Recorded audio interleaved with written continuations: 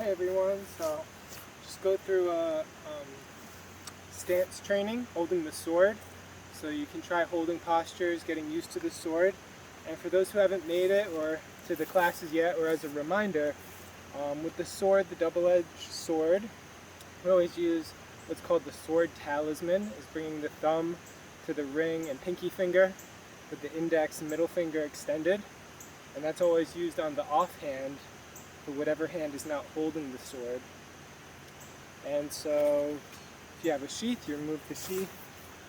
And some things to keep in mind, sort of this sword form that I've gone over with some of you, is that typically with these swords, about the lower third would be dull or would be very thick, or a thicker portion to the side of the edge. And then the middle third and distal third would be a lot thinner and would be sharpened. So they are the real cutting areas, and then if you were to be blocking or parrying, you'd be trying to focus that into this region of the sword, the lower third. So that's one thing to keep in mind as far as working with the sword, its form of how that would function for that. And then as far as the sword grip, there are different grips that we utilize. A lot of people tend to hold quite high up on the sword. Some people even bringing a finger over the guard to get a grip that they feel they can only achieve or have better control of the sword for certain techniques. And it does bring you closer to the center of balance for the sword, which typically relative to that sword is going to be somewhere just beyond the guard on the blade. This, you can see I have one of these sword tassels, which also changes the balance to bring it back more. If I take this off, then the balance is like there. And so the center of balance, of course, is where the sword naturally wants to swing around on a pivot. And so the closer you can be to the center of balance in a way, that allows a more effortless pivot of the sword around that. So one of the techniques we did, or techniques, but a basic practice, is called a sword flower, which is basically what I'm doing now, going down and out. And then the other side, there and there. Another thing to keep in mind, this isn't a sharp sword, but if it was, or even if it's, a wooden sword, in general kind of sword etiquette is to think about not pointing your sword at someone, or also if you're handing someone a sword, give them the handle as you're handing it to them, so that it's not like, here's a sword, and as if you're handing them a blade. You hand someone a sword.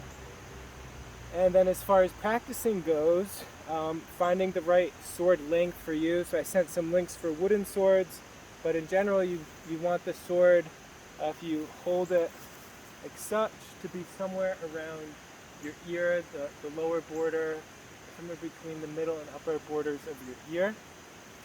So that's one measure guide for your individual length. You can try to measure with a tape measure. Alright, so we'll do some stances with the sword, and I'll just take this tassel off so that it's probably more akin to what most of you have. Some people like the tassel, some don't. They affect the balance and the feel of some of the techniques with the sword. So here, start with the sword back like this. Okay, so the sword talismans in both hands. And we'll start just by, like I did with some of you, exhale to sink, inhale, step, exhale. And with the sword, inhaling, letting the hands, arms float up, and then exhaling down. And this practice you could call rooting skill. Inhale, drawing energy up from the earth. Exhale down. And like some of you know, to be clenching the toes as you inhale, the tongue touching the upper palate, and then exhale, release the toes down. So you can do that as much as you like, and then inhale, exhaling down, bringing the backs of the hands together,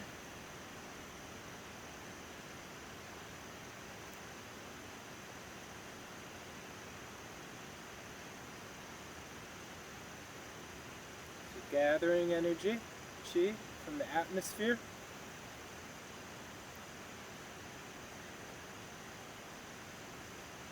By doing this with the sword in your hands. Next, inhale. And here we'll just take the sword to the right. And for our horse stance, we'll step out. And we're just going to put this into you could do a guard position. You wouldn't use probably too much with the sword, hopefully not having to block directly up like that, but you could. If you were trying to block like this, block with this portion of the blade. But for the sake of the stance training, you could bring this into the middle, as if you're connecting into the lower dantian, and just be breathing here deep.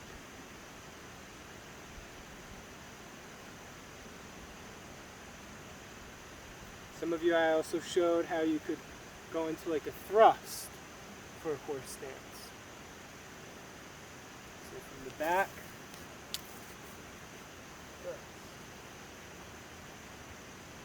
Okay, now to our right, here, bow stance. Make sure you can see the whole frame. Be stretching. Here, bring the wrist, should be about shoulder height, and then the elbow drops a little. And then in the back, the fingers pressing behind you. Good. And then bring it in, toe in, shift your weight, and then thrust to the other side.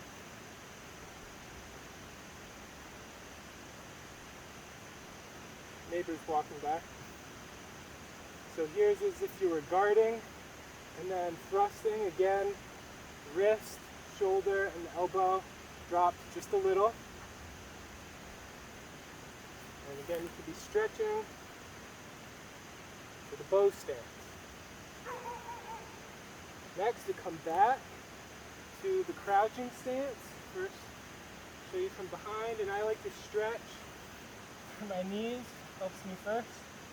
And then go into the strength, the load bearing, crouching stance. You're guarding at the wrist. If you need to be higher up, then just come higher up like that to start. Otherwise, slowly going down, and then in, switch, to guard, there. Hand at the wrist. Fingers. And I'm going to stretch. And back up. And again, if you need a higher stance, then just be here. And you go lower, and come down, and step to the empty stance. So empty is with this toe touching. And here we're just connecting again to the lower abdomen. And you could go as low as you like. And then other side.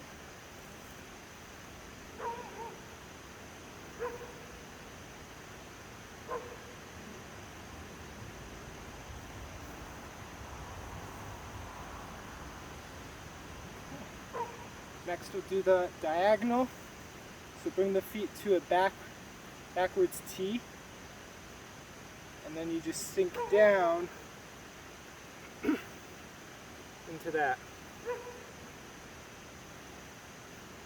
And again, you can sit to the heel.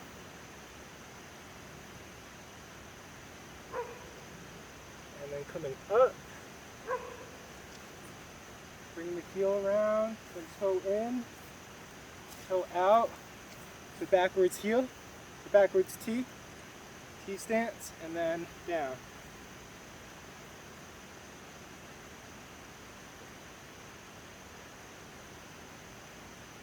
You can sit.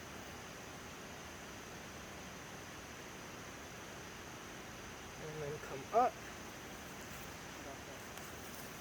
Next we'll do hanging stance. So you'll bring the right foot up, and then you're guarding.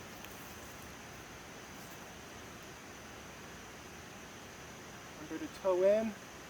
You're guarding with your foot.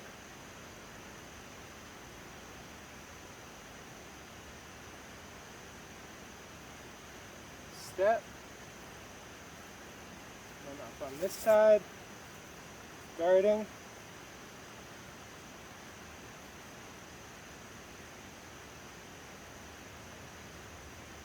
Remember to try to keep the tailbone tucked under for all these stances. This ground is a little mushy. And then we'll come down and to a side horse stance. So the front foot and the back foot are at a 90-degree angle. And you're facing this way. And then toe this foot in and toe that foot out, and then switch the blade.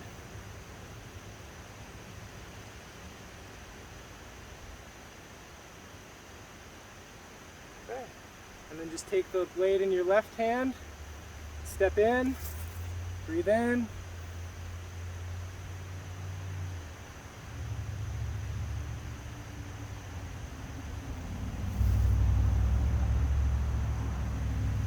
okay. So those are all of our stances using the sword. Most of them I put into it like a guard type of stance. Because you could do others if I was to go through real quick. This would be like a striking. This is a striking. This is striking. But then this one could be here. This one could go to there. These up, up, same we did. This is what we did. So you can just start to get creative once you know the stances and go through and make your own little flow out of it. So I hope that helps you all in your study of the sword. There's a lot more to it, of course, but those are the stances working from the ground up. All right, and the sword bow, like we do bows in martial arts. So with the sword, if you're holding it like this, and then you bring your other hand, you would bring them together, and then you would do a bow to the person. Like that. Or some people just very brief, like that. Thank you.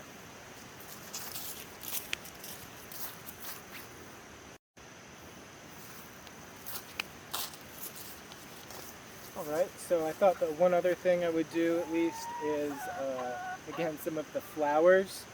Each weapon in Kung Fu, my chicken's here saying hi.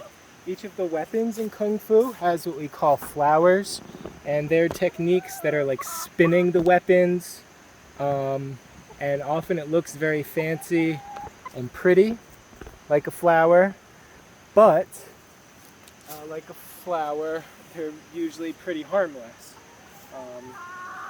That said, they're often very useful for the transitions in between stances and techniques where you need to be shifting your weight and transitioning like this if you were pointing and cutting. And then the flower part is me coming back and then going there. Coming back using this spinning is the flower. All different types of flowers, but to practice, to get a feel for the sword and its general movement, one way to practice would be just standing here, the weight in the back foot, and then about 70% in the back, 30% in the front. And then as you turn left, let the blade tilt down, coming left, and then as you go right, it goes right. So getting used to this swinging back and forth, left and right, and you're turning your waist, turning your whole body, and letting it turn.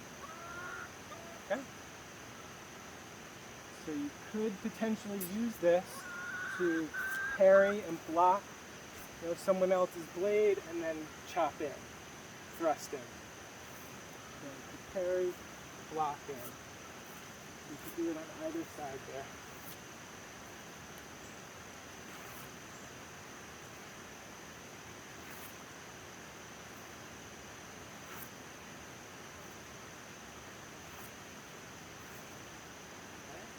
And it's basically the same as this. Going left, right, left, right.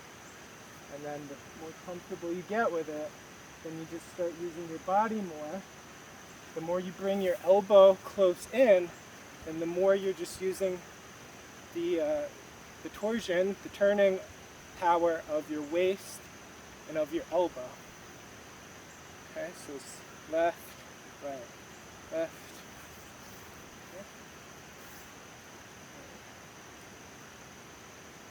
So that's going like top to bottom, top to bottom, to bottom. Now we can also do bottom to top, left to right. Yeah.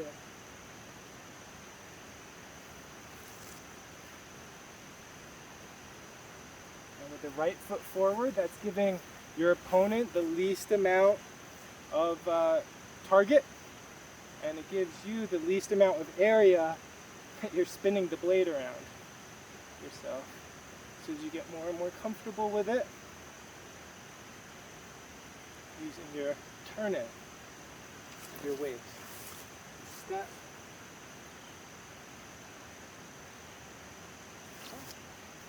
So these sort of flowers,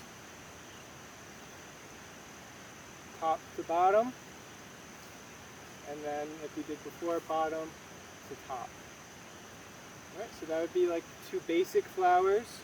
You can start to have other types of flowers coming in where you can bring this behind you, and then from this side, bring it back out. If I face this way, come down here, come down here, bring the blade behind you, and in, and out, and two.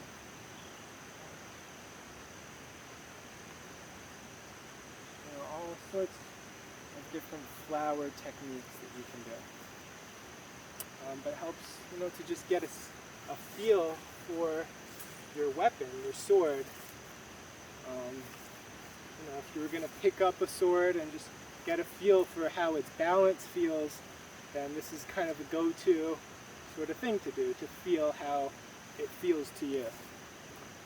So there's two basic flowers, and it's pretty similar than these, I showed like these slashing movements, these techniques, an upward slash, where from here, if my right foot is forward, I'm going to turn like this for you, and if I'm coming left, slashing up, and then from this side, the fingers come into the wrist, and then here by the waist, by the hip, and then slash from the lower left to the upper right. And slash.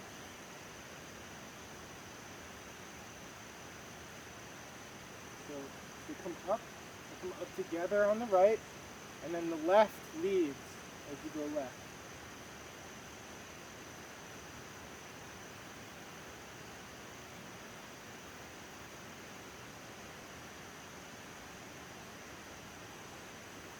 Okay. So the slashing, and like we did, you can walk with this. In, out, in. You can go backwards too.